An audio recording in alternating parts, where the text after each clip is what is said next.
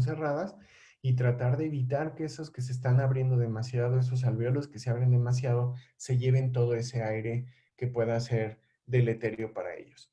Imagínense cómo deben de estar los capilares que están alrededor de este alvéolo. Pues totalmente colapsados, porque está tan grande el alvéolo que el capilar pues se comprime y por lo tanto esto no va a mejorar la oxigenación. Lo que va a mantener una oxigenación buena es esto. Esto tampoco mejorará la oxigenación porque aquí ni siquiera logra entrar el aire. ¿Sí? Esto le llamamos atelectasia, el colapso. Esto le llamamos alvéolo estable y esto le llamamos alvéolo sobredistendido. ¿Sí? Cuando ustedes estén en la parte clínica van a entenderlo un poco más. Pues de entender esta enfermedad, o sea, de no pensar que simplemente conectar a un respirador a un paciente ya le salvó la vida. No, hay que buscar ese equilibrio y ese equilibrio requiere que se peguen ahí al paciente durante mucho tiempo. ¿Sí? Cuando tiene un médico 80 pacientes porque el otro se incapacitó, porque se torció el pie, pues lograr ese equilibrio es prácticamente imposible en los pacientes y eso conlleva una alta mortalidad de esta enfermedad. Fíjense cómo en la microscopía electrónica, pues cuando el pulmón no está inflado, vean cómo están totalmente colapsados, parece Bob Esponja esto, está totalmente cerrado, ¿no? Aquí cuando se empiezan a abrir los alvéolos empezamos a ver uno que otro, ¿no? Pero si nos pasamos de presión, se rompen los alvéolos, ¿sí? Lo mismo pasa cuando lo llevamos a tomografía, pues acá tenemos abiertos todos los alvéolos, pero imagínense tener 60 de presión sobre el pulmón, cuando el alvéolo normalmente su presión alveolar oscila de 0 más menos 1. O sea, alcanza 1 centímetro positivo, 1 centímetro negativo. Este paciente tiene 60 metidos en la vía aérea. Por eso es que, imagínense con 60 centímetros de presión, ¿cómo estará el corazón del paciente? Pues ni siquiera el corazón se puede mover porque tiene 60 milímetros, 60 centímetros de agua que lo están comprimiendo y no puede bombear. El pulmón se ve perfecto, pero vean cómo el corazón de acá se acomodó a lo que le quedó de tamaño para poder adaptarse al tamaño, a la cavidad torácica, ¿no? Aquí tenemos un médico interno de pregrado dando ventilación mecánica. Y entonces la premisa fundamental de lo que hacemos en un paciente con COVID es no hacer más daño, ¿sí? Es decir, una cosa la va a hacer la enfermedad. Decía un maestro, no es lo mismo que Diosito se lleve a los pacientitos a que nosotros le empujemos a Diosito los pacientitos, ¿no? Entonces es muy importante que tengamos cuidado con todo lo que hacemos con los dispositivos de oxígeno. Esto es lo que es un corazón normal, ¿no? Y entonces, pues observamos que tienen diferentes estructuras, tanto el ventrículo derecho como el ventrículo izquierdo, ¿no? Vemos que el ventrículo izquierdo tiene un músculo más potente, es una cavidad mucho más grande. El ventrículo derecho pues tiene un músculo más adelgazado, en el cual pues si nosotros viésemos al paciente de frente, esto tendría la distribución cardíaca, así se vería en condiciones normales, ¿no? Entonces, ¿esto por qué es importante? Porque cuando nosotros vemos esto, pues el ventrículo derecho ocupa un menor espacio de lo que ocupa el ventrículo izquierdo. Eso es normal, ¿no? Vean cómo este músculo es aquí bien potente, tiene un gran grosor, diferente de esta pared, en el cual el músculo pues es mucho más delgadito, hasta tiene un poco más de grasita, y el septo pues también es prácticamente músculo, ¿no? Esto es una condición normal.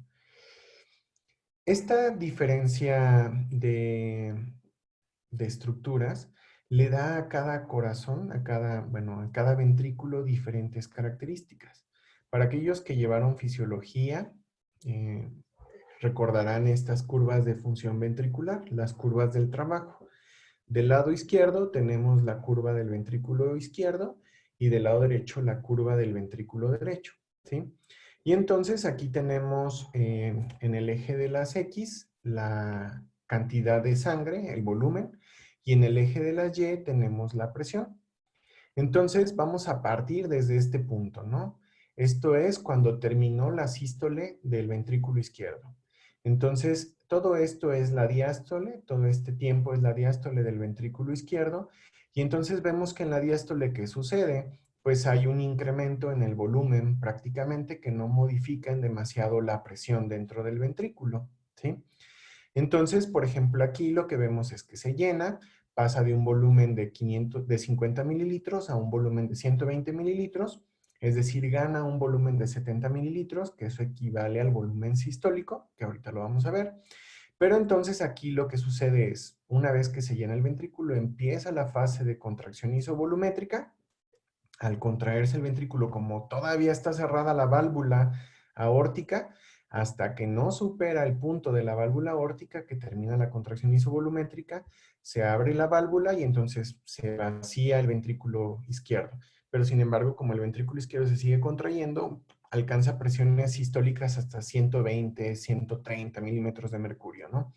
¿Cuándo se deja de vaciar? Pues cuando alcanza la presión arterial media y por lo tanto se cierra nuevamente la válvula aórtica y en este punto inicia la relajación isovolumétrica, es decir, ya están cerradas las válvulas, se cierra la válvula aórtica, se empieza a relajar el ventrículo izquierdo y hasta el punto en el que cae por debajo de la presión de la aurícula, nuevamente se abre la válvula mitral y se vuelve a llenar. Y esto sucede de forma cíclica, ¿no? Pero esto entonces, con lo que podemos concluir es de que si ustedes se dan cuenta, el volumen que eyecta el corazón en cada latido es aproximadamente 70 mililitros. El ventrículo izquierdo lo hace con presiones que van desde 120 milímetros de mercurio durante la sístole hasta una presión cercana a 6 a 8 milímetros de mercurio durante la diástole. Es decir, presiones muy bajitas durante la diástole, presiones muy altas durante la sístole, porque esto se enfrenta a la presión sistémica. Pero el ventrículo derecho trabaja a muy bajas presiones. Fíjense cómo el volumen de llenado prácticamente siguen siendo los 70 mililitros, porque si no, pues ¿dónde quedaron los otros 10, los otros 20? O sea, si del lado derecho expulsa 70, pues del lado izquierdo también tiene que expulsar 70, ¿no? Entonces, eyecta esos 70 mililitros, pero lo hace de una manera totalmente diferente, ¿no? Aquí las presiones son de 5 milímetros de mercurio para el ventrículo derecho, con una presión sistólica que está muy cercana a la presión de la arteria pulmonar de 25 milímetros de mercurio, ¿sí? Entonces, las presiones son muy bajitas, es decir, el ventrículo derecho le cabe un montón de líquido. Sin embargo, las presiones que puede alcanzar son muy bajitas. ¿Por qué alcanza bajas presiones? Porque tiene un músculo muy pequeñito. Por lo tanto, esto decimos que tiene alta capacitancia, alta facilidad para poder llenarse y tiene baja resistencia. Es decir, tiene poca fuerza para vencer lo que serían las presiones pulmonares, ¿sí? Entonces, imagínense en el COVID-19. Por un lado, el alveolo está destruido. Los vasos sanguíneos de la circulación pulmonar están tapadas, ¿sí? Y por lo tanto, la presión de la arteria pulmonar pues puede estar alta, porque además, al no haber oxígeno suficiente en el alveolo, ¿qué genera esto? Vasoconstricción, ¿sí? Al generar vasoconstricción, genera un incremento en la presión del sistema pulmonar y por lo tanto, ese incremento en la presión del sistema pulmonar lo que le va a generar es una mayor carga al ventrículo derecho. Y por lo tanto, el ventrículo derecho se va a ir llenando, se va a ir llenando, porque como le cabe mucho, pues si no lo puede sacar, se lo queda, se lo queda, se lo queda, se lo queda, se va llenando, se va llenando, se va llenando, y por lo tanto el ventrículo derecho es como un globo que ahí le puede caber una gran cantidad de líquido sin romperse, ¿sí? ¿Hasta ahí vamos bien? Bueno, entonces entra la batalla del ventrículo derecho contra el ventrículo izquierdo, y esto genera diferentes, sí, bueno, tienen diferentes comportamientos, ¿no? El ventrículo derecho, por un lado, es triangular, el ventrículo izquierdo es elipsoidal. La estructura tiene dos tipos de fibras, tres tipos de fibras, la pared de 1 a 5, de 8 a 11 milímetros, la circulación baja presión, baja resistencia, alta presión, alta resistencia, volumen sistólico muy parecido, fracción de eyección básicamente similar. La presión de la diástole de 0 a 8 milímetros de mercurio, la del ventrículo izquierdo de 4 a 12 milímetros de mercurio, la presión de la sístole 30 milímetros de mercurio como máximo, la del ventrículo izquierdo en condiciones normales, o sea, sabemos que puede alcanzar más si alguien está hipertenso, tiene 200, pues alcanza todavía mucho más. La poscarga, que sabemos que la poscarga es aquello a lo cual tiene que vencer, esa fuerza que tiene que vencer la eyección del corazón. Por lo tanto, la poscarga del ventrículo derecho es muy bajita, tiene 250 dinas de resistencia vascular pulmonar, comparada contra 800 a 1200 dinas de resistencia vascular sistémica, ¿no? Esto entonces tolera fácilmente la precarga, es decir, entre más se distienda no hay problema, y el ventrículo izquierdo tolera bien la poscarga. Si se descontrola la presión arterial del paciente, pues no quedamos colapsados, sino que lo que hace es que el ventrículo izquierdo se contrae mucho más fuerte para seguir manteniendo la circulación. ¿Sí?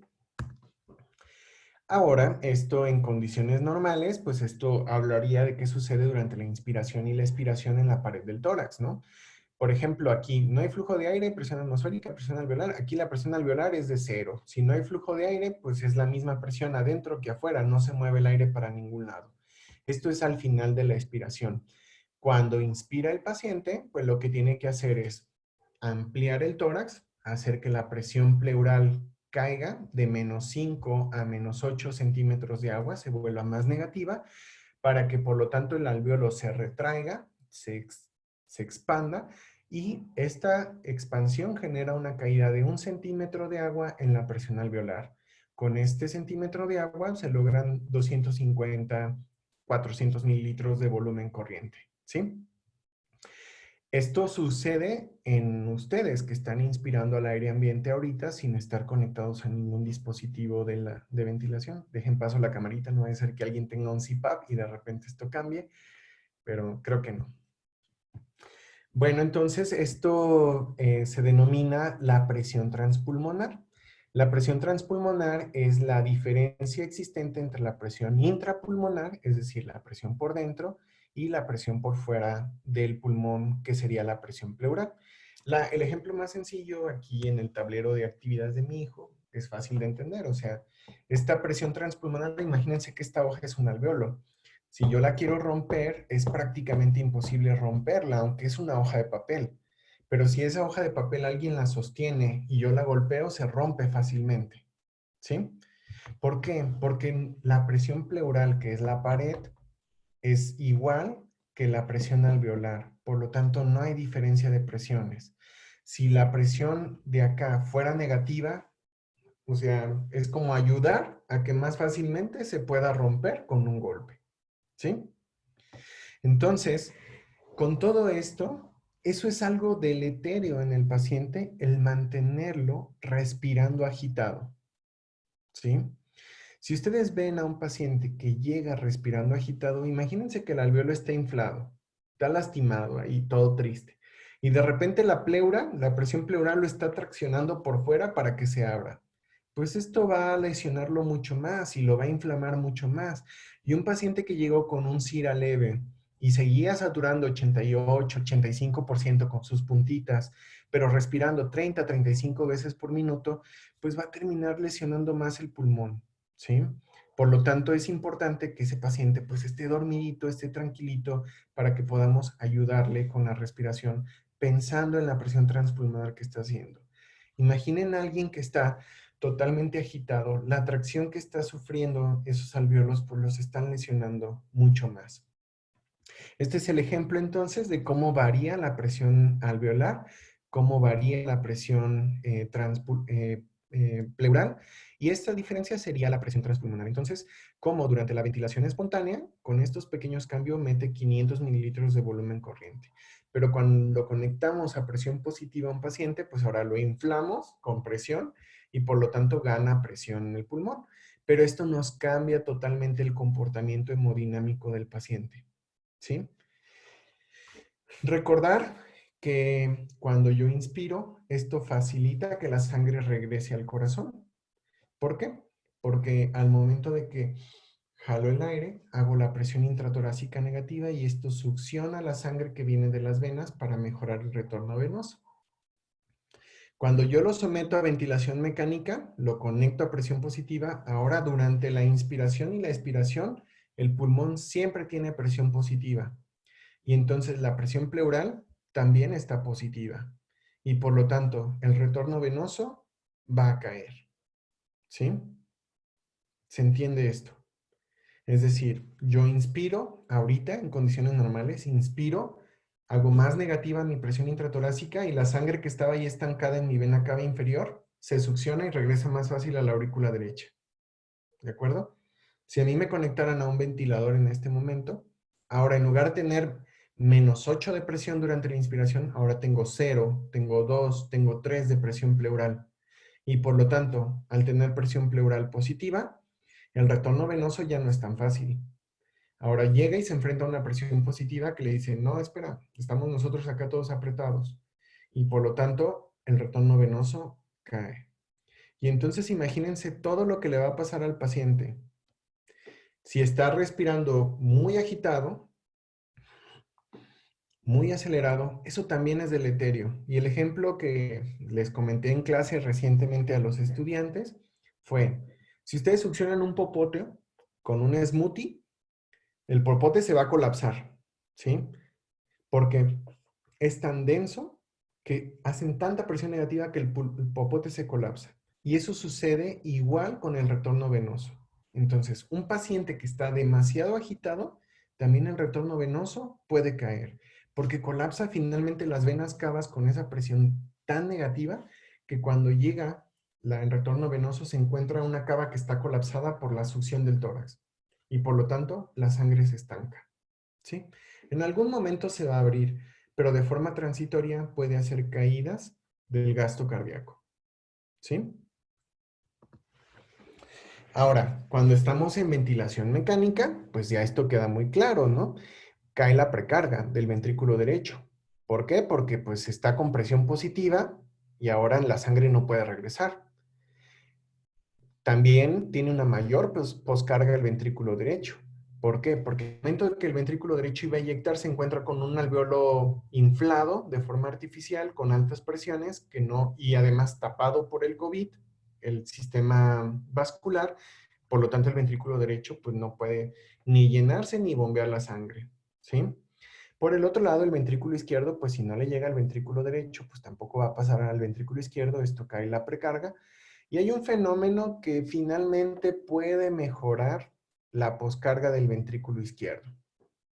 Pero esto es más alucinado y probablemente no se estresen si no se entiende, pero hay algo que disminuye la presión transmural. Es decir, la ventilación mecánica de alguna manera feruliza la aorta por afuera y entonces cuando el ventrículo expulsa, la aorta en lugar de hacerse como un globo de forma inicial, lo que hace, como está ferulizada por la ventilación mecánica, hace más efectivo el gasto cardíaco. No se esponja tanto la aorta, digámoslo así, no se amplía tanto, sino que se queda firme y el gasto cardíaco es más efectivo. Es lo único que puede modificar la ventilación mecánica. Y entonces vemos, por ejemplo, aquí en un ecocardiograma, cómo el ventrículo derecho se ve llenito, el ventrículo izquierdo se ve llenito, y cuando está sometido a ventilación mecánica, ¿qué es lo que pasa? El ventrículo derecho se dilata y ¿a quién le roba espacio? Al ventrículo izquierdo. Y entonces, ¿cómo va a estar el gasto cardíaco de este paciente? Pues totalmente disminuido, sin duda. Cuando nos vamos a la vena cava inferior, vean cómo está esta vena cava totalmente llena de sangre, porque la sangre no puede retornar al corazón porque se está enfrentando a presiones positivas, ¿sí? Por lo tanto, esto va a dilatar totalmente el sistema venoso del paciente. Y por lo tanto, pues vean cómo sucede esto, ¿no?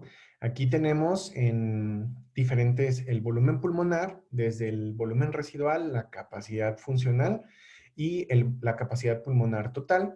Y entonces cuando vemos aquí esto que significa los vasos extraalveolares, conforme va aumentando la presión, va aumentando el volumen, pues los vasos pulmonares se van colapsando, los vasos extrapulmonares.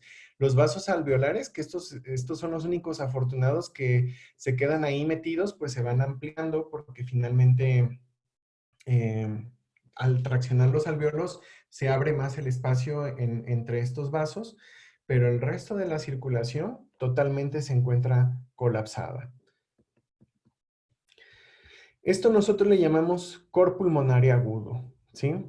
Y el cor pulmonario agudo es que el corazón no estaba mal. El problema es que el pulmón lo dañó y lo dañó de forma terrible. Cuando llamamos de cor pulmonale, el cor pulmonale es la enfermedad que se desencadena en el corazón por un problema del pulmón. La característica más común es el cor pulmonar crónico, en donde tenemos a alguien que fumó durante muchos años, que empezó con un problema de enfisema y terminó dañando el pulmón, ¿sí? Porque la presión del pulmón era persistentemente, perdón, terminó dañando el corazón, porque la presión del sistema era muy alta, alta, alta durante todo el tiempo, ¿no? Entonces, esto nos dice, ahorita vamos a ver qué significa esto, la PaO2 FIO2, pero entre más grave esté el paciente, más riesgo tiene de dañarse el corazón por el pulmón, ¿sí? Por lo tanto, el doctor Barón, que es como el experto de todo esto del cor pulmonar agudo desde hace muchos años, describió que esto era un problema muy común y que deberíamos de cuidar en los pacientes. Entonces sabemos bien que si nosotros inflamos demasiado un alveolo, vamos a convertir a todo el pulmón en zona 1 de West, en donde la presión alveolar es mayor a la presión arterial, mayor que la presión venosa. Si tiene un equilibrio entre las presiones, la mejor zona, la presión arterial es mayor que la presión alveolar, mayor que la presión venosa, por lo tanto se puede preservar el flujo. Y finalmente, en donde los alveolos están más colapsados, los vasos sanguíneos tienen más circulación, pues hay una presión alveolar mayor que la presión arterial mayor que la presión venosa, mayor que la presión alveolar. Por lo tanto, estas zonas casi no tienen flujo de sangre, no significa, o sea, esto no se lo lleven así en la mente, o sea, si no de lo contrario, pues nos naceríamos sin ápice, pues no lo necesitaríamos, ¿no? O sea, no en todo momento el lápiz está totalmente con ausencia de flujo de sangre. Por eso son los cambios de posición, por eso es las diferentes posturas que en las zonas de West son hipotéticas. Es decir, no solo el lápiz es zona 1, sino que ustedes pueden tener zona 1 en la base del pulmón. Es un alveolo que está muy inflado y ahí no hay circulación. Y eso es normal, ¿sí? Pero la zona que más quisiéramos tener es aquella en donde se mantenga tanto la circulación como la ventilación. En un paciente con COVID, todo está mal. Por un lado tenemos mala circulación por la trombosis, por la microangiopatía, y por otro lado tenemos mala ventilación porque además el pulmón está lesionado por el COVID. ¿Sí? Entonces, parte de la interacción cardiopulmonar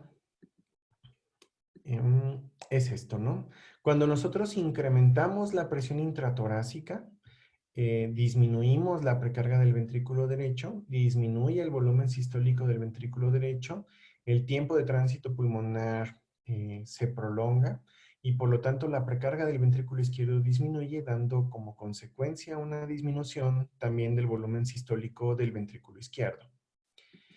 Cuando el paciente finalmente, por un lado, durante la inspiración, lo inflamos, el pulmón, ya no veo tantas miniaturas, esperen, ya listo.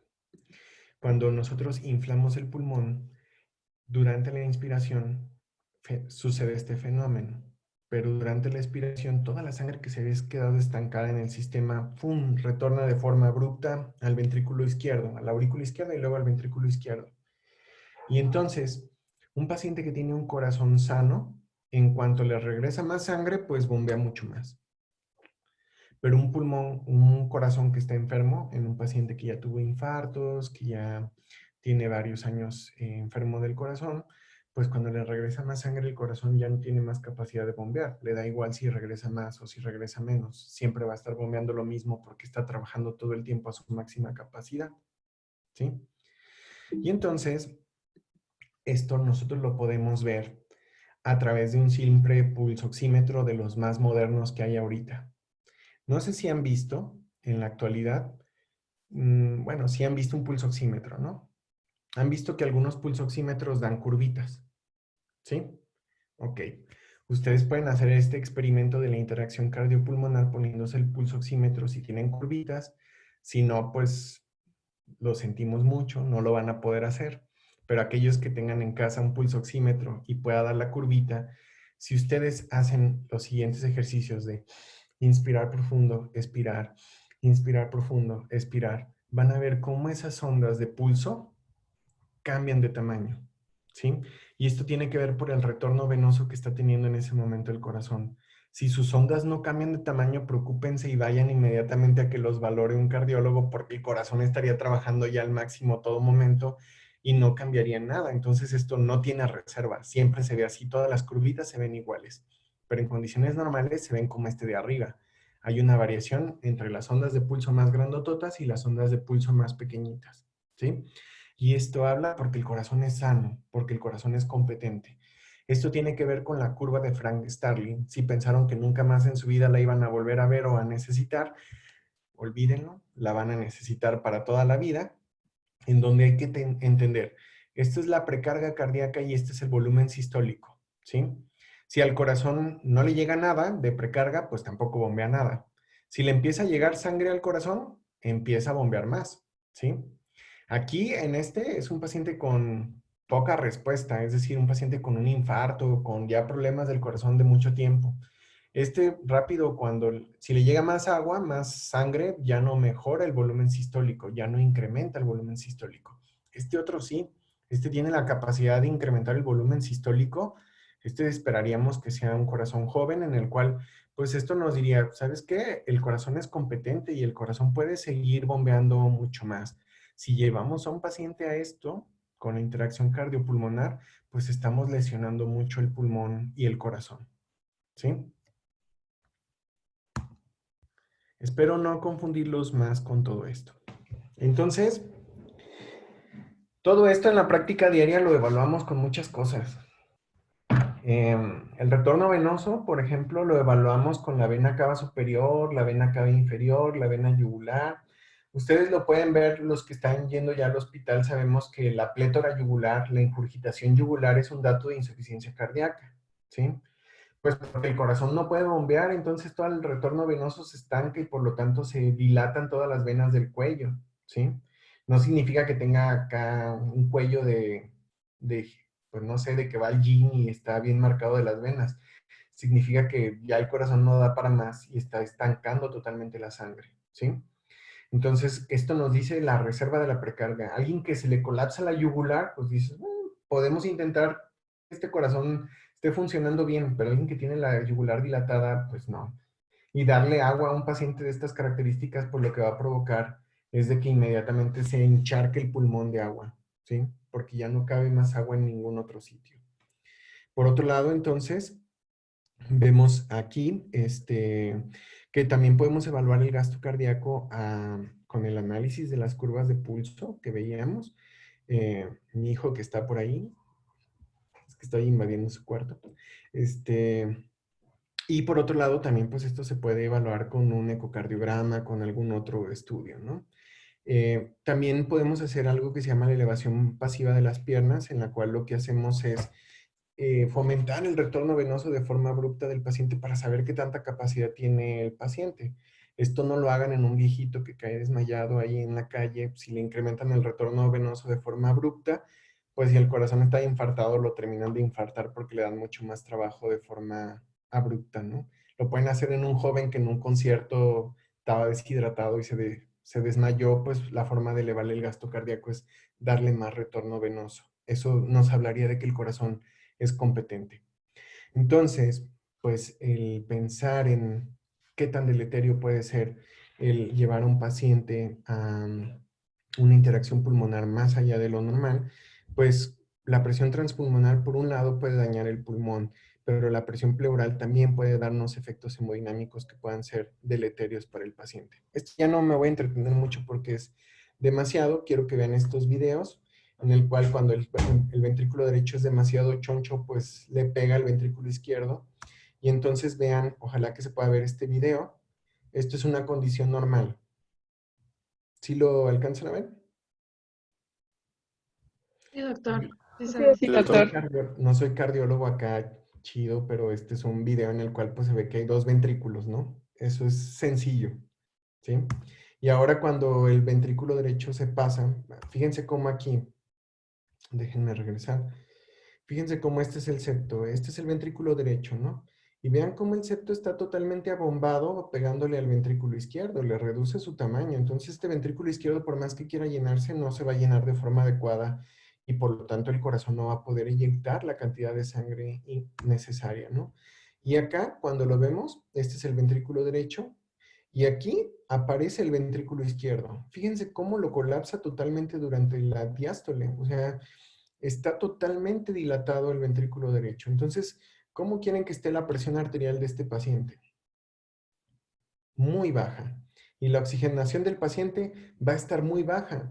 Y entonces lo que uno hace es, de forma errónea, llegar y darle más apoyo con el respirador, lo infla uno mucho más y pues el paciente pues termina yéndose más rápido porque le tiramos totalmente el gasto cardíaco. ¿Sí? Esto es mucho de lo que se puede hacer en la vida diaria y ahorita cuando ustedes salgan, ustedes deberían de aprender ultrasonido al momento de salir de medicina general, porque es algo que deben de, es la quinta herramienta de la exploración física, entonces para que no lo olviden, tomen un curso de ultrasonido básico para que puedan llegar a tener algunas mediciones muy sencillas. Esto lo voy a adelantar, viene más adelante, y a lo que quiero llegar son estos, ¿no? Cuando nosotros evaluamos a un paciente, nos quedan como 30 minutos, ¿verdad? Si no se nos cierra el Zoom. Ah, no, no, es cuenta ilimitada, doctor. No se Ah, apure. nunca había estado en una cuenta con tanto dinero, pero bueno, vamos entonces a... De todo me voy a apurar porque tengo guardia a las 7.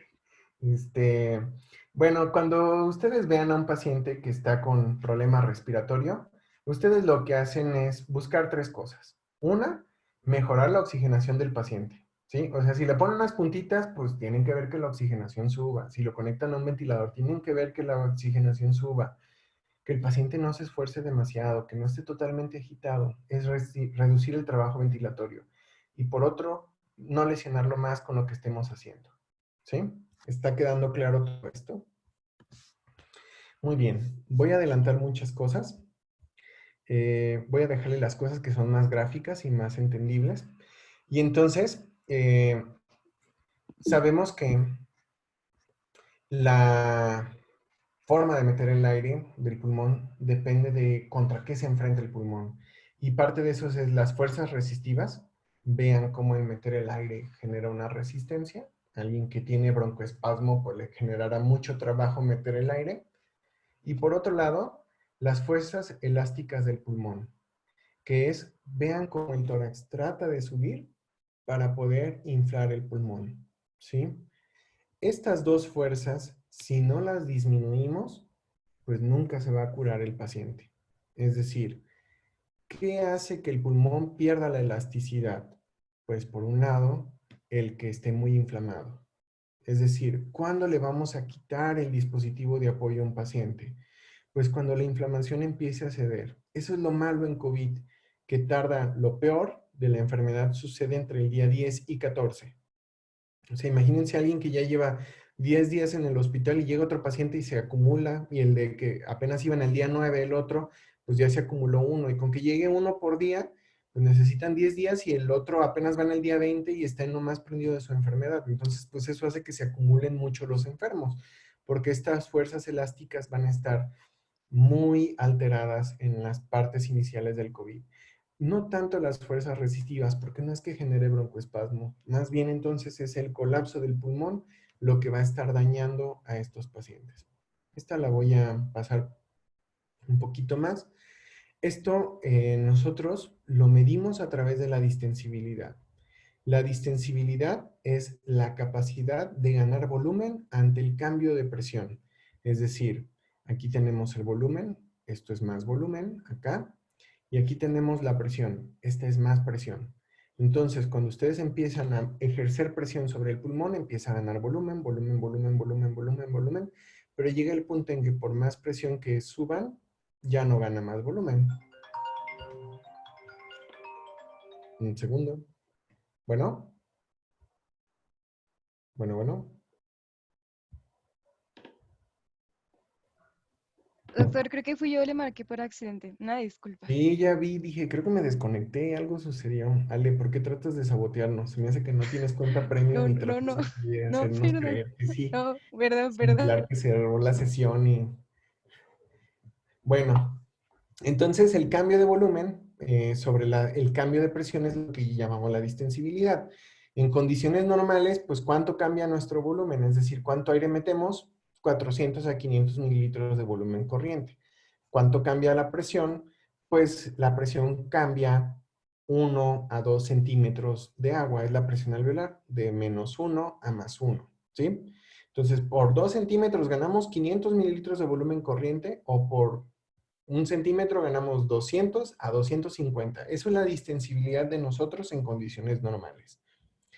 Ahora, cuando estamos conectados a un respirador, esto también lo podemos medir.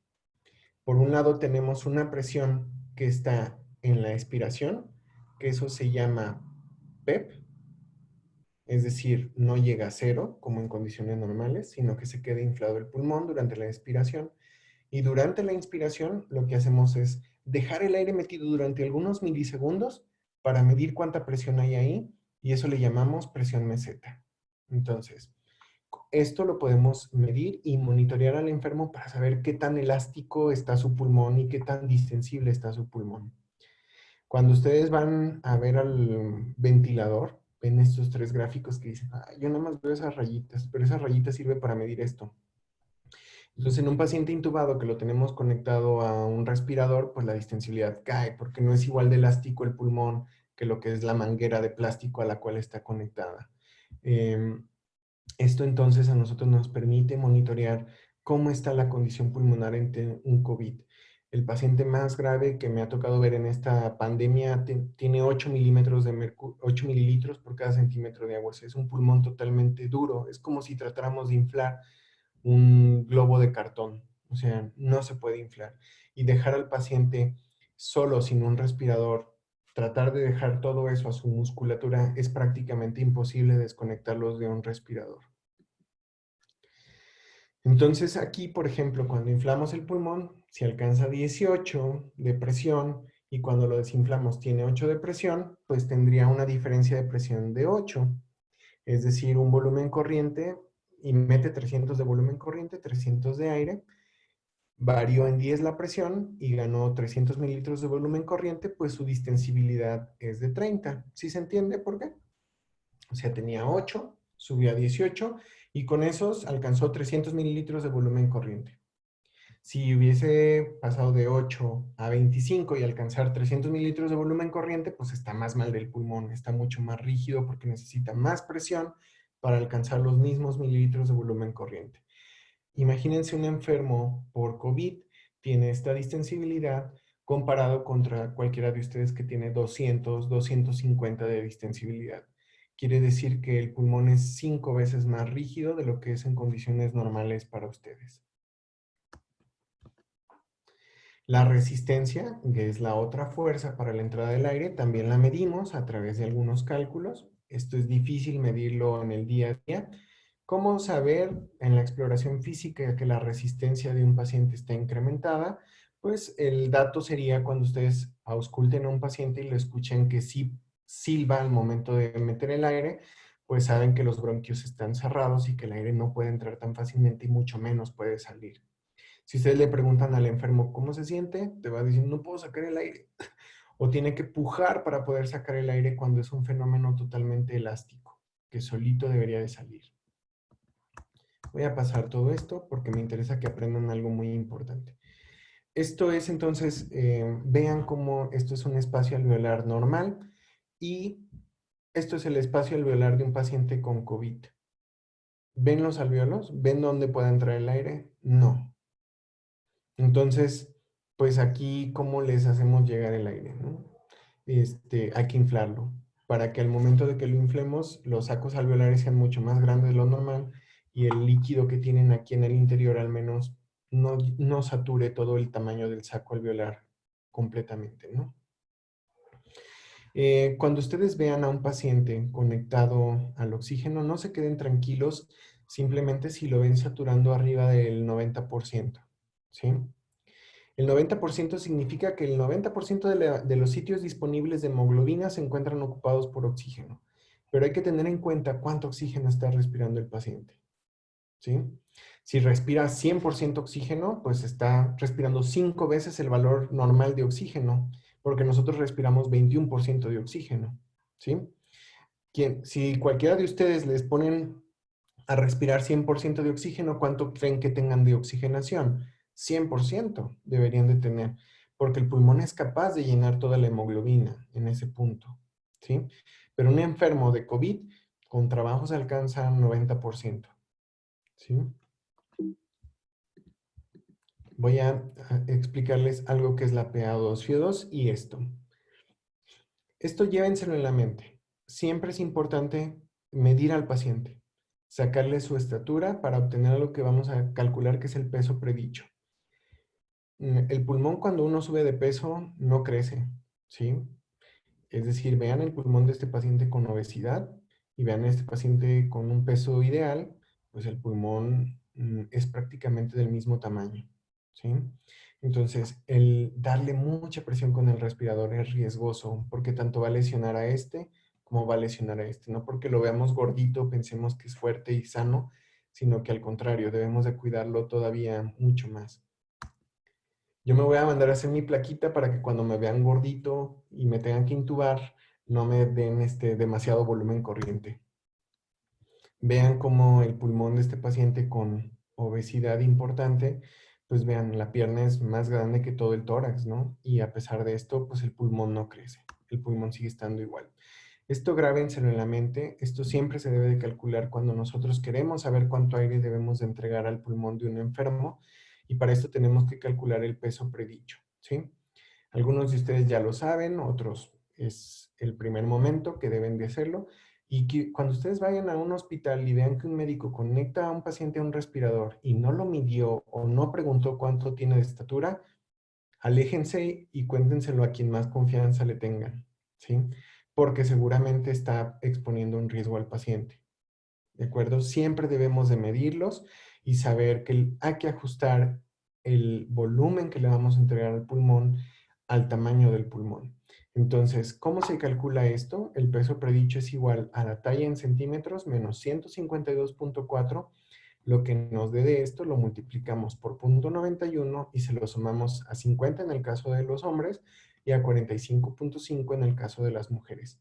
Es decir, una mujer que de forma mágica midió 162.4, esto es para que nos den los números cerrados, menos 152.4 tendríamos 10, por 0.9 serían 9, más 45.5 tendría un peso predicho de 54.5, ¿sí? Ese es su peso predicho. Y entonces un enfermo respira con problema pulmonar 6 mililitros por kilo de peso predicho, ¿sí? Es decir, esos 54 kilos lo multiplicamos por 6, 6 por 4, 24, 6 por 5, 30, nos da 324 mililitros. Ese es el volumen corriente que le entra a sus pulmones, ¿sí? Hasta ahí. O sea, si la ven que mide 1,50, pues ya no nos alcanza la fórmula, nos sale un valor negativo y casi hay que sacarle el aire en lugar de meterle el aire porque está muy, muy pequeña, pero bueno, no es cierto esto, pues, pero habría que ajustar todavía el volumen corriente. Yo que mido 1,90, ahí sí me pueden meter como 600 mililitros de volumen corriente y no me va a pasar nada porque mi pulmón tiene el tamaño para soportar ese volumen, ¿sí? Entonces, sin patología pulmonar, es también 6 mililitros, pero puede llegar a ser hasta 8 mililitros por kilo de peso predicho el volumen corriente que le cabe al pulmón, ¿sí? Esto siempre no hay que inflar demasiado el pulmón. Aquellos que ya van o que tienen contacto con un ventilador y saben que la presión acepta, siempre debemos de mantenerla por debajo de 30. Esto es de sí o sí una recomendación.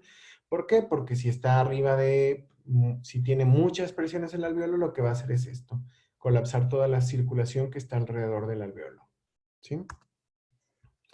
Y esto les puede pasar para ese paciente del Hospital General, que se lo encontró el CRUM y ya llegó ahí, ¿no? Y entonces tiene taquicardia, tiene taquipnea y tiene saturación del 76%. Y pues cuando lo ven así, ahorita todo el mundo va a decir, tiene COVID, va al COVID, es COVID hasta no demostrar lo contrario, bla, bla, bla, ¿sí? Pero bueno, esto puede ser parte de muchas enfermedades, puede tener un infarto, una hipoglucemia, puede tener se le subió la pálida, o ¿cómo le dicen? Le dio la pálida, algo así. TEP, una tromboembolia pulmonar, un trauma craneoencefálico, hemorragia digestiva, intoxicación, pueden ser un sinfín de cosas, ¿no? En la actualidad, un paciente con baja oxigenación, sin duda la patología más común es COVID, ¿sí? pero no hay que olvidarnos de que puede tener muchas más cosas el paciente. Fíjense en este video cómo se alcanza a ver muy poco, pero es víctima de un accidente. Vean cómo el paciente durante la inspiración se le sume todo el tórax. Esto es porque está fracturada toda la parrilla costal y esto es un tórax inestable. Pues este paciente, ¿ustedes creen que va a poder respirar por sí solo sin estar conectado a un respirador? Pues no, ¿sí? ¿Y cómo debe estar el gasto cardíaco? Pues debe estar todo alterado seguramente porque pues esto está cambiando todas las presiones intratorácicas que normalmente deberían de ser negativas, ligeramente negativas, ¿no? Ya está bien de video. Siempre que tengan la duda, ustedes pueden ser este angelito que esté ahí alrededor del R1 de medicina interna o del R1 de urgencias y que si el paciente llega desaturado y dice intúbalo o si aguanta, ustedes siempre deben de decir intúbelo, doctor, con esa seguridad de que nada malo va a pasar. ¿Por qué? Porque hay muchos caminos, ponerle puntitas, una mascarilla, darle chance, pedirle una gasometría, porque así en lo que trae el interno la gasometría o en lo que va y viene, pues igual ya salí yo, ya no me toca a mí tomar esa decisión o ya lo vio un alma caritativa, pero no, siempre que tengan la duda hay que intubarlo, ¿sí? La mayor parte de pacientes se deteriora después de las 24 horas de haber llegado. O sea, si ya está mal desde su llegada, tengan por seguro que se va a poner peor. No va a mejorar de forma inmediata si desde que llegó ya tenía criterios de intubación. Fíjense cómo los pacientes que se intuban de forma tardía, es decir, que les dan la chance y no aguantan, la mitad se muere. Y aquellos que son intubados de forma temprana, es decir, que rápido los intuban, se mueren mucho menos. Estos que nunca se intuban se mueren muy poquito, pues porque pues no estaban tan mal. Estos sí le iban a librar, ¿no? Pero los pacientes que tenemos duda de si se debe o no intubar a un paciente, siempre intubarlo. Nadie se muere por ser intubado. Yo tengo que confesarme que cuando era R2, intubé a un borracho. Pues porque venía todo, traía un golpe en la cabeza y yo dije, no, trae un TC grave, bla, bla, bla. Y cuando se le bajó la borrachera y despertó y tenía un tubo en la boca, pues lo extubamos. Y ya, no pasó a mayores, ¿no? Pero, o sea, que tengan cuidado ustedes de cuando beban demasiado, porque si llegan un día a urgencias los pueden intubar, sus mismos compañeros. El doctor dijo que había que intubarlos y no les vayan a hacer eso, ¿no? Pero pues finalmente no pasa nada. Si se intuba un paciente que no se necesitaba intubar en cuanto despierte, se extuba y punto. Pero si un paciente tiene franca falla respiratoria y no se intuba, tiene la mitad de posibilidades de morir porque se está intubando de forma tardía. Hay muchas cosas que le pueden causar insuficiencia respiratoria a un paciente. Un problema cardiovascular, un infarto, sin duda, ya lo vimos. Si el corazón no late bien, no envía bien la sangre al pulmón, no se oxigena y por lo tanto esto puede generar un daño. Una alteración metabólica, una alteración mental, o sea, si tiene un golpe en la cabeza, el centro respiratorio está lesionado, no puede respirar. Y principalmente las etiologías respiratorias. Sin duda, pues son el problema fundamental y por eso estamos en este webinar, ¿no? Las hipoxemias van de diferentes grados. El leve es aquel que satura 88, 90%, el que ahorita con lo del COVID puede estar en casa, así de no te muevas, no hagas ningún esfuerzo, quédate tranquilo y la libras, ¿sí? Pero el moderado que ya satura 75, 87%, tiene que ir al hospital, ¿sí? Y ni pensarlo, ni que le voy a comprar el concentrador, ni que el agua de Tlacote, ni que el dióxido de cloro, nada de eso. Tiene que estar ya en el hospital porque no se puede esperar más tiempo, ¿sí? Entonces, si ustedes le ponen acá, se pueden ver bien expertos y mi recomendación sería que acudiese inmediatamente a un hospital porque su oxigenación está en 73%, ¿sí? Eso no se van a equivocar. Seguramente le va a ir mejor al paciente al ir al hospital. Entonces, la insuficiencia respiratoria no solamente es por un problema de oxígeno, sino por un problema de CO2 también. No sabemos es difícil determinar si no tenemos una gasometría, si no tenemos un capnógrafo, cuánto tiene de CO2, pero el oxígeno sí, sin problema. Y lo bueno del COVID es que la mayoría, lo más que se afecta es el oxígeno, no tanto el dióxido de carbono. Entonces el COVID es fácil de poder clasificar solamente por el nivel de oxígeno, ¿no? Entonces esto se denomina insuficiencia respiratoria tipo 1, tipo 2, cuando el CO2 está alterado. no es necesario que se lo aprendan, o sea, esto muchas veces se los preguntan los residentes solamente por, pues por ser felices y llenar su ego, pero en el día a día, pues si está mal el CO2 o está mal el oxígeno, de todos modos está mal el paciente, ¿no? Algunas cosas de las que evaluamos es esta. Esta es la relación PaO2-FiO2. Y es decir, cuánta presión arterial de oxígeno tiene en relación a la cantidad de oxígeno que está inhalando. Si ustedes sacan su PaO2-FiO2, para Querétaro la PaO2 debe de estar en torno a 70. Es decir, le toman una gasometría a un paciente y su oxígeno debería de estar por lo menos la PO2 en 70. ¿Y qué FiO2 está inspirando? 21%. Entonces, cuando dividimos 70 entre 0.21, seguramente alcanza un valor encima de 300. ¿Sí? Ahora, cuando ustedes vean a un paciente que está conectado a un respirador con 100% de oxígeno y le toman una gasometría y tiene 80 de PaO2, su relación PaO2-FiO2 es de 80, ¿sí? Por lo tanto, pues este está mal, tiene menos de 300.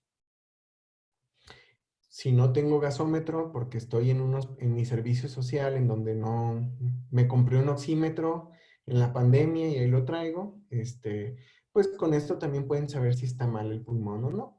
Si ustedes sacan la saturación del paciente y la dividen entre la FiO2, esta siempre tiene que estar arriba de 315. Si está por debajo de 315, tiene algún daño pulmonar. Es difícil saber qué tanto, pero saben que lo tiene. Más cosas con las que podemos medir, no me voy a tardar ya demasiado en esto, les voy a dar los datos fundamentales de lo que tienen que saber. Y en el caso de la hipoxemia, si tiene además hipercapnia, entonces significa que el centro respiratorio algo le anda fallando, porque no está respondiendo al CO2, ¿sí? Entonces, si tiene una alta diferencia entre el oxígeno que inhala y el oxígeno que medimos acá, pues además de que pueda ser el centro respiratorio, seguramente el pulmón está mal. Pero si no tiene tanta diferencia, el oxígeno difunde bien, pues el problema es sobre todo que se le cerró el centro respiratorio y no está trabajando y hay que intubarlo. Y pues cuando lo controlemos con el respirador, seguramente va a mejorar. Si no tiene hipercapnia y corrige con el CO2, con el oxígeno, perdón, seguramente tiene estos mecanismos de hipoxemia. Y si no corrige con oxígeno, pues está en el Everest. O sea que los únicos caminos que tenemos son estos, ¿sí? Es decir, un paciente que tiene el CO2 alto, una de dos, puede ser algo sencillo. El centro respiratorio está mal, eso es lo más fácil de corregir porque lo conectas a un respirador y se corrige. O la otra, lo más feo, que tenga mucha afección del pulmón. Siempre cae la oxigenación primero antes que el CO2. Si ustedes le toman una gasometría a un paciente y tiene mal el oxígeno y el CO2 y su centro respiratorio no está mal, tiene muy enfermo el pulmón, ¿sí? Porque el oxígeno difunde mucho menos de lo que difunde el dióxido de carbono, ¿sí? Cuando un paciente ya retiene dióxido de carbono, su condición está muy preocupante. Vamos a avanzar mucho. Yo pensé que no me iba a tardar tanto, hice un montón de diapositivas, pero eso del dedo... Bueno, un paciente puede mentir. Son bien mentirosillos porque tú crees que no está tan mal y de repente está bien mal. Entonces, un signo vital normal no significa que esté normal. Siempre hay que pensar en la compensación de un paciente. Ustedes cuando lleguen a ver un paciente agitado, pues ¿cómo lo esperarían encontrar? Taquicárdico, respirando acelerado, porque eso sería lo normal. Pero si el corazón está así latiendo bien despacio, en bradicardia, pues está mal el paciente, ¿sí? Si ustedes ven al paciente tranquilo y el corazón está con taquicardia, también duden de ese paciente porque algo le está pasando que está oculto y que apenas va a detonar, ¿sí? Entonces, nunca se casen con un diagnóstico, nunca se casen solo con el COVID ahorita, decir todo es COVID, todo. No, hay muchas cosas que también pueden ser porque se van a llevar un susto cuando la PCR salga negativa y digan, changos, y ya pasaron 2 días y que no le hemos investigado otra cosa, ¿no? Los pacientes no leen los libros y se esfuerzan por engañarlos. Nunca en mi vida han visto un paciente que esté tal cual descrito como en un libro. siempre tienen un montón de cosas mezcladas. Entonces, no se angustien por tratar de entenderlos. Ellos son diferentes. Nunca piensen en esto. Darle chance, si aguanta, que luche. Eso de que luche por su vida es como poner a sufrir a un paciente, ¿no? Creo que ya se acabó. Sí. Bueno, a ver, entonces, pues eran un montón de diapositivas. Espero haya quedado el mensaje claro. O sea, ¿qué se deben de llevar de todo esto? Una, que sin duda el COVID es una enfermedad crítica porque trombosa, porque daña el pulmón. Siempre un paciente que está con baja oxigenación por debajo del 78% tiene que ir al hospital, de sí o sí, ¿sí? Está grave en cualquiera de los escenarios. Si está arriba del 90%, pues lo pueden aguantar un poco en casa. Siempre encontrar una correlación entre la magnitud de la enfermedad del paciente con sus signos vitales, ¿sí? Si el paciente está taquicárdico, pues algo le pasa. O está teniendo respuesta inflamatoria, algo está sucediendo. Si está teniendo fiebre, algo está sucediendo. ¿Sí? El COVID, lo peor, sucede entre el día 10 y el día 14, no los primeros días. Es decir, la primera semana ya estoy bien, ya me siento bien, ya no me dio fiebre. No, tranquilos, 2 semanas, ¿sí? Porque la segunda semana es cuando se ponen peor las cosas, ¿de acuerdo? El reposo, porque si nosotros esforzamos demasiado nuestro tórax, finalmente esto le va a pegar al corazón y va a inflamar más el pulmón, ¿sí? El reposo es fundamental en estos pacientes. Y un paciente en el cual a lo mejor ustedes no lo van a intubar, pero existe la duda en que está respirando demasiado feo, sabemos que esto le está pegando al corazón y al pulmón, intúbenlo. Sin duda le va a ir mejor que dejarlos extubado, batallando y luchando por su vida, ¿sí? Bueno, no sé si tengan dudas. Muchas gracias, doctor. Sí, si quieren comentar alguna duda si tienen alguna duda sobre las preguntas que se hicieron antes de entrar, la pueden hacer. Y pues les doy chance, porque yo también tengo algunas. Puede ser de eso o de cualquier cosa de COVID. Hasta de qué se siente el COVID, porque ya me dio también.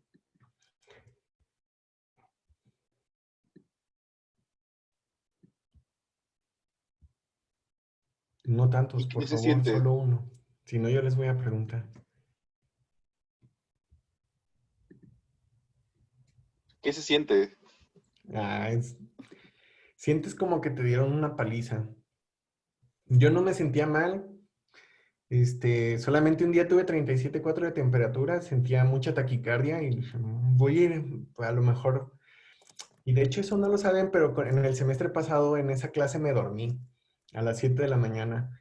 Entonces estaba dormido, alguien estaba exponiendo y desperté y era un silencio así como abrumador y dije, ¿por qué me dormí? O sea, pues normalmente no me suelo dormir en las clases, o sea, nunca me había dormido, ¿no? Y me dormí.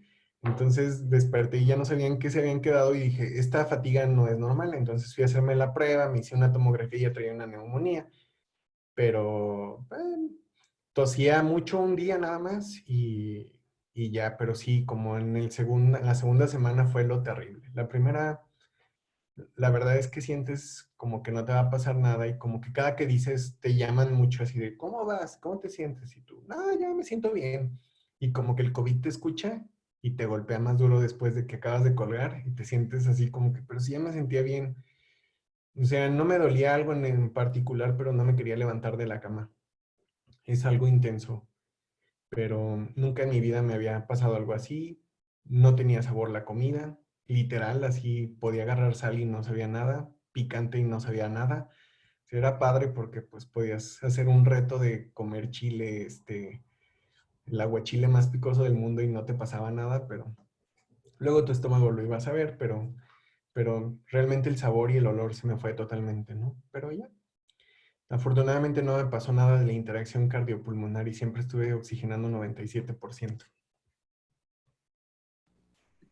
Pero yo sí tengo una pregunta. Sí. En los pacientes con COVID, Ujú. ¿el tipo de insuficiencia respiratoria que presentan o que normalmente presentan más es tipo 1 o tipo 2?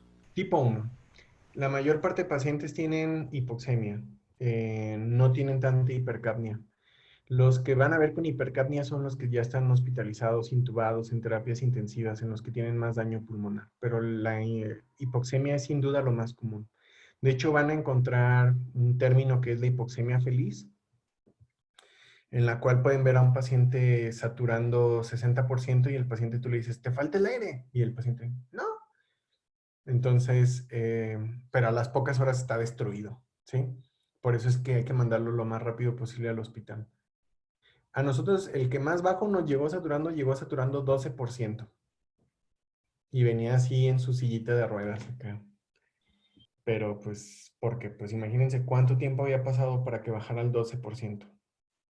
Pero estaba con su dióxido de cloro a más no poder.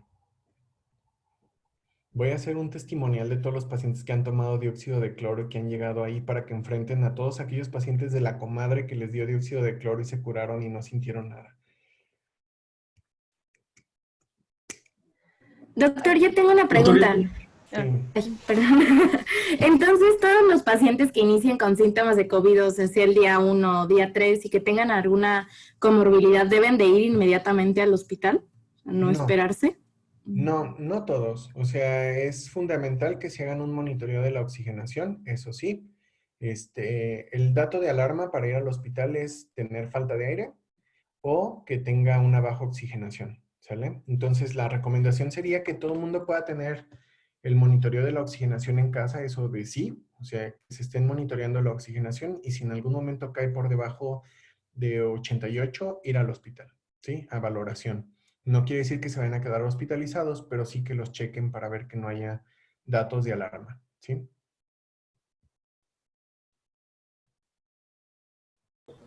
Doc, yo tengo otra pregunta.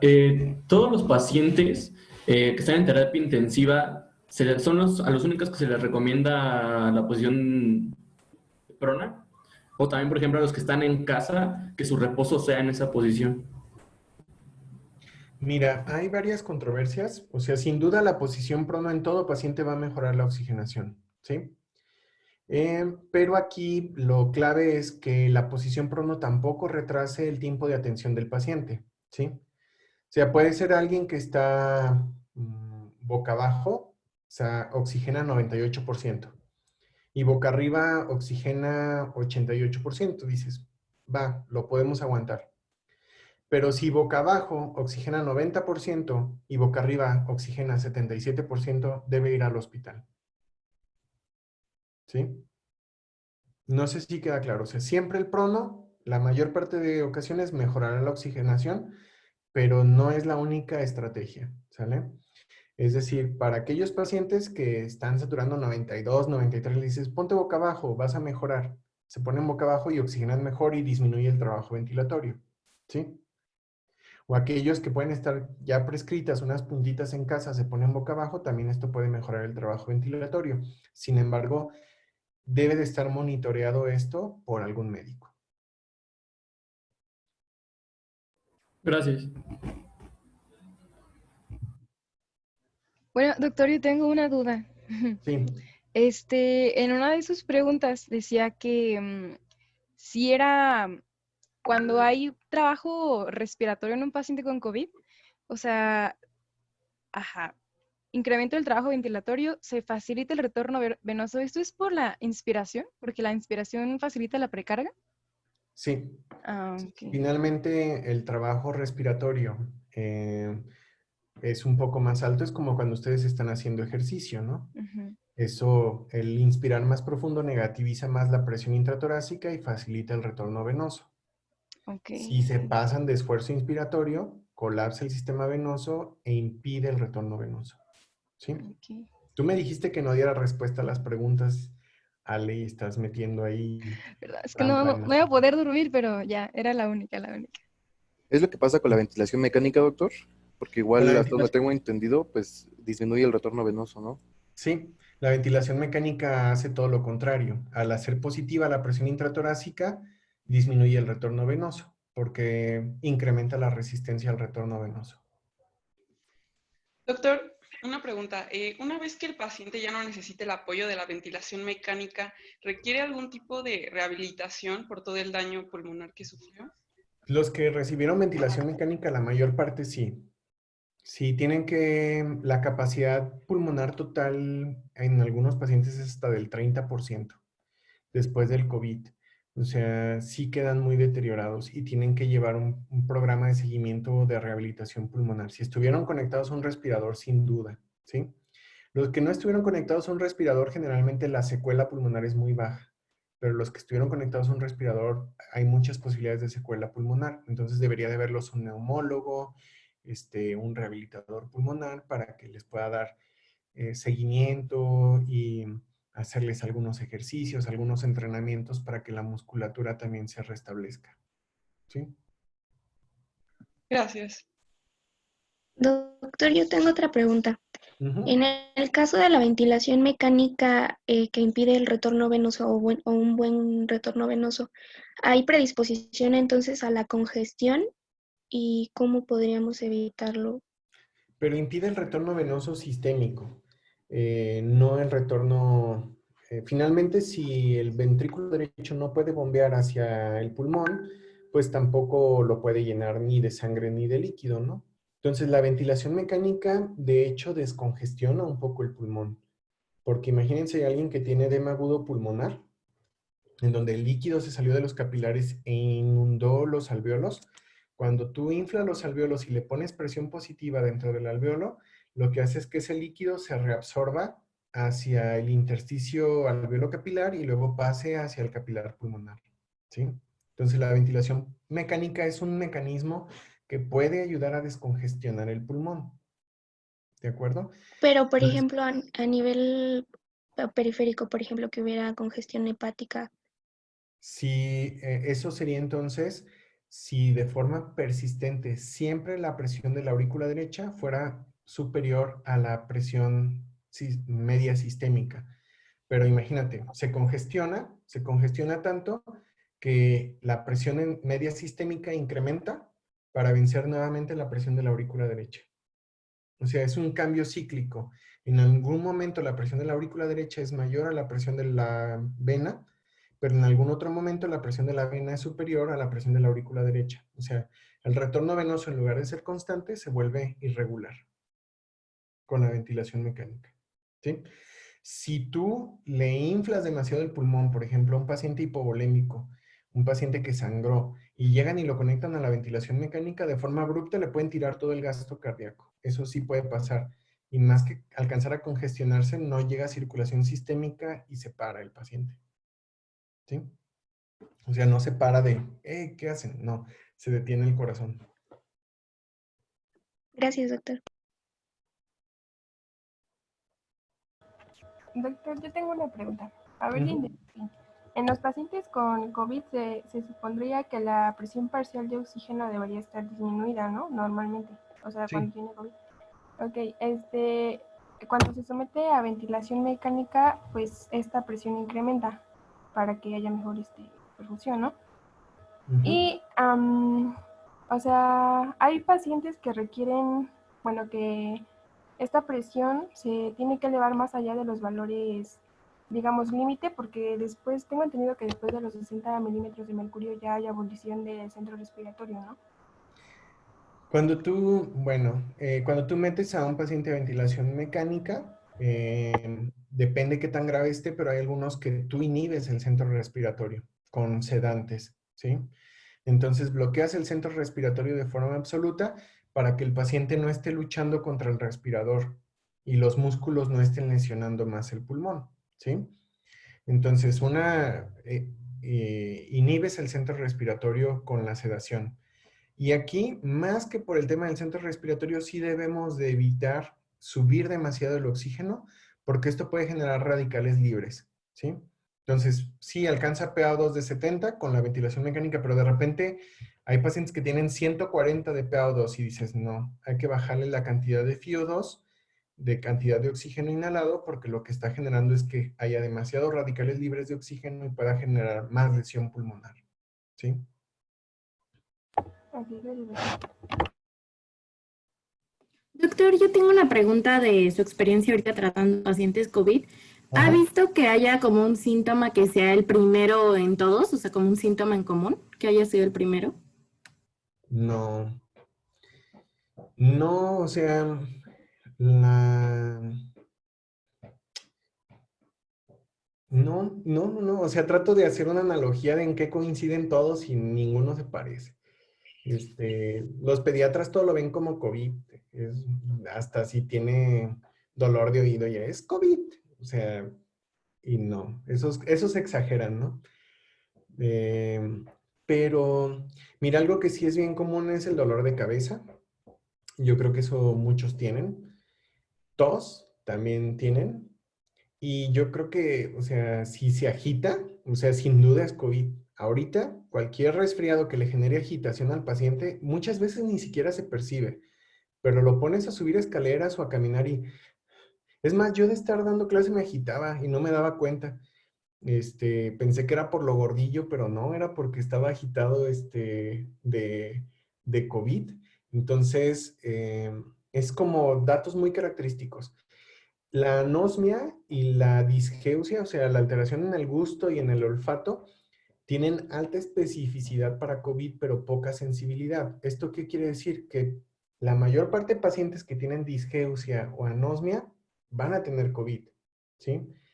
Pero no todos los que tienen COVID tienen esos síntomas. O sea, son muy poquitos los que tienen esos síntomas. Pero cefalea sin duda, eso es algo muy característico. Y lo malo es que te aparecen síntomas, no te duran los 14 días. O sea, un día tiene 1 o 2 días, el paciente puede tener diarrea y se le quitó. Y otros 2 días tuvo cefalea y se le quitó. Los primeros 7 días tuvo fiebre y se le quitó. O sea, van apareciendo como en diferentes estadios, ¿no? Y entonces lo que hay que hacer es un análisis de esos últimos 14 días para saber cuántos síntomas han aparecido de esos. Y ahí sí ya palomeas un montón. Dices, no, pues casi tiene todos. Pero no todos aparecen, no todos los cuadros inician de la misma manera. Doctor, yo también tengo una duda sobre su experiencia. ¿Cuántos casos de reinfección usted ha visto o sabe que hay en Querétaro? ¿De qué, perdón? Reinfección, o sea, personas que se hayan contagiado por segunda vez de COVID. Reportados oficialmente ninguna. ¿No? No, Bueno, no. gracias. En el mundo me parece salió un reporte esta semana y me parece que van como 24, algo así, en todo el mundo demostrados. Hay una falsa, o sea, hay una falsa interpretación de las pruebas. Entonces, la PCR finalmente detecta solamente 3 genes. La PCR es buena para hacer el diagnóstico, pero no para dar el seguimiento de un paciente. Mucho menos las pruebas rápidas, así de, ay, tenía anticuerpos IgM y ya tuve COVID y ni sentí. O sea, no, eso no es cierto. Las IgM no son para el diagnóstico de COVID. Aquellos que les hayan dicho que tuvieron COVID solo con prueba rápida, duden mucho que tuvieron COVID. O sea, casi 6 no tuvieron COVID y 4 sí tuvieron COVID. O sea, tienen más posibilidades de no haberlo tenido por una prueba rápida. La PCR lo que detecta es material genético. Entonces, un paciente puede tener una PCR positiva durante varios días. La paciente que más días fue una residente de medicina interna que nosotros tuvimos hospitalizada, que duró 46 días con PCRs positivas. O sea, no todos los días le hacíamos PCR, sino que como cada 2 semanas y seguía saliendo positiva y se alivió. O sea, ya está viendo pacientes otra vez. Pero en ella, por ejemplo, no significa que esos 46 días sea infecciosa. Significa que 46 días persistió el material genético positivo. O sea, no necesariamente el virus es infectante, sino que había restos ahí del virus que quedaban como positivos, ¿no? Por eso de que le mandaron a hacer una segunda prueba para ver si ya podía trabajar, le mandaron a hacer una segunda prueba para ver si ya podía salir a la calle, eso es falso. Un paciente deja de ser contagioso después de 10 días de haber iniciado con los síntomas o 3 días después de haberse ido la fiebre.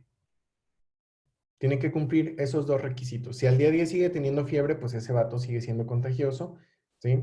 Tiene que haber pasado 3 días completamente sin fiebre después del día 10. ¿De acuerdo? Ok, doctor, gracias.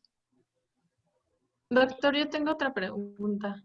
Sí. ¿Aproximadamente qué porcentaje de los pacientes con COVID presentan cor pulmonale? De los que están intubados, mucho.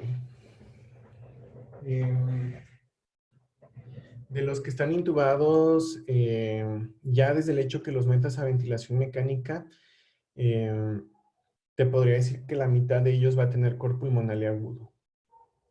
O sea, la mitad sí van a necesitar apoyo hemodinámico por lo que le está pasando al pulmón. Doctor, de hecho, con respecto a eso, perdón, ¿cuál es el manejo en terapia intensiva ya cuando el paciente genera un cor pulmonale? O sea, ¿qué se hace primero? Lo primero es ver si no le puedes bajar un poquito al respirador, ¿sale? O sea, si no le puedes bajar un poquito la carga al ventrículo derecho. Si le bajas y se cae la oxigenación, pues no. Entonces hay varias cosas que se pueden hacer, o sea, tratar de ayudar un poco más al corazón, como evitar que se sobrecargue de líquidos, por ejemplo, tratar de no darle tanta agua, porque finalmente va a dilatar más al corazón derecho y va a restringir más el espacio del corazón izquierdo. Anticoagulante, eso en la gran parte de pacientes, para tratar de evitar que se formen más microtrombos o más poscarga al ventrículo derecho. Es por eso que también se da esteroide, para también disminuir la respuesta inflamatoria a nivel de los alveolos, pues. Entonces la dexametasona, por eso también es otro de los tratamientos que se utiliza. Y de ahí en más, pues se han utilizado algunas otras cosas como el tocilizumab, que es un inhibidor de la interleucina 6, que no en todos los casos se usa. Ya salió un estudio que no era tan favorable, otro salió que sí, pero hay que seleccionar muy bien. O sea, yo creo que lo fundamental de un paciente en manejo con COVID es uno, no lesionar más el pulmón, tratar de corregir la hipoxemia con lo mínimo necesario. O sea, en cuanto alcance 90, ya, no pidas más, porque lo demás es vanidad y vas a lesionar más al corazón. ¿Sí? Y a una última pregunta para que se vaya a su guardia, me la mandaron al chat, que si usted cree que las condiciones de Querétaro ya están para hacer semáforo amarillo. Bueno, pues hoy en nuestra terapia sigue estando llena. Entonces, si alguien necesitara atención por COVID, pues le va a batallar para encontrar espacio en un hospital, ¿sí? Hay desabasto de medicamentos como norepinefrina, sedantes en los hospitales públicos. Creo que ahora ya lo que podemos hacer por tratar de evitar el contagio es muy poco, de forma global, o sea, de forma poblacional, ¿no? Pero sí, la recomendación es de que ustedes se sigan utilizando su cubrebocas si no se han contagiado, salir lo menos posible, o sea, no se crean eso de que ya ir al bar es seguro. Yo fui al bar el fin de semana, no es cierto. No es cierto, pero te das cuenta porque se infecta a la gente. O sea, es inmediato. La gente no establece las medidas de cuidado, ¿no? Pero no fui al bar, ni siquiera están abiertos, entonces, pero pues relajas todas las medidas. Te puedo decir que la mayor parte de la gente se infecta en fiestas, en trabajos en donde están muy cercanos de sus compañeros, pues sin duda en las escuelas. Eso va a ser algo clave, ¿no? A mí ya me dio, así que ya no me da miedo regresar a clases. Pero ustedes sí deberían de regresar con su cubrebocas o de manera escalonada, porque son lugares donde no puedes mantener tanto la distancia. Yo creo que lo que hemos aprendido es que tampoco el COVID vuela así, de repente te anda ahí por la calle y tú ibas caminando y te pica el ojo y ya te entró el COVID. No, tampoco es así. O sea, sí tienes que estar en contacto mucho tiempo con alguien con carga viral positiva, muy sintomático. Entonces, por eso la gente cuando tiene un enfermo en casa se infectan muchos miembros de la familia. O cuando va a una fiesta y tiene un portador asintomático, como le toman al mismo vaso y mira, pruébale, me quedó bien. O sea, pues te infectas, ¿sí? Entonces bueno, vas al cine y alguien está tosiendo atrás, pues te va a infectar, ¿sí? Vas en el transporte público, va apretado el transporte público, pues también te puede infectar. Pero de estar así en la calle, de estar manteniendo la distancia, es muy difícil que te puedas infectar. Entonces, pues sin duda los lugares de mayor riesgo, pues son aquellos donde no puedes mantener la distancia. Bueno, gracias, doctor. Ya si alguien tiene alguna otra duda, la hace llegar al chat y a ver si se la podemos pasar al doctor. Muchas gracias. Si quieren prender su cámara para la foto final, vamos a tomar screenshot. Pónganse tiesos así como para que voy a tardar un poco. 1, 2, 3. Perfecto. Ya Oye, va Aileen, uno. ¿vas Mande. a mandar el link del examen? Sí, pero por el grupo, el otro grupo, porque como algunos estuvieron que ir a clínicas y así, pues, no pudieron volver a entrar. Entonces, a ver, sonren otra vez tiesos todos, así. Ok, ahí voy. Qué guapos. Y me faltan 2, ¿sabes? Que somos un chorro. A ver. Y ya casi, ya casi. Ahí está. Listo, chavos, ya se pueden ir. Gracias a todos, gracias de nuevo, Muchas doctor. gracias, doctor. Muy interesante la plática. Gracias, doctor. Hasta Gracias, luego. doctor. Gracias, Doc. Hasta luego, doctor. Gracias, doctor. Adiós.